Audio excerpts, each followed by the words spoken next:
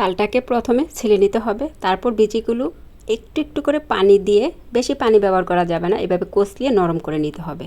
তারপর আলু কুচানো, এই স্টিলের জিনিসটা থাকলে এভাবে ঘষে নিলেই হবে, খুব সহজে রসটা বের হয়ে যায় আর খুবই আঠালো ঘনভাবে নেওয়া যায়। আমি তালের রসটা ঘন করে নিয়েছি, আপনারা যদি পাতলা করতে চান আর একটু পানি দিয়ে ছেনে নিলেই হবে। কতটা সাদা হয়ে গেছে বিচিটা, আরও সাদা করতে পারেন আপনারা চাইলে। যাই হোক, একটা তাল নেওয়া হয়ে গেছে, এখন ছেঁকে নিব প্লাস্টিক জালি দিয়ে। এই জালি দিয়ে ছাঁকা খুবই সহজ, একটু আঁশ থাকে না। বাজার বা ফল আনার পর এই জালিটা দিয়ে থাকে। এতটা ইজিভাবে সুন্দরভাবে নেওয়া যায়, আপনারা এই পদ্ধতিটা অবলম্বন করবেন। তালের রস বের করার জন্য খুবই সহজ, খুবই তাড়াতাড়ি হয়ে যায়। আপনি চাইলে কিন্তু খুবই সহজে অল্প সময় অনেকগুলো তালের রস এভাবে বের করে নিতে পারেন, আর ফ্রিজে ফ্রোজেন করে রাখতে পারেন। যেই কোনো আইটেম ফ্রিজ থেকে বের করে বানাতে পারেন।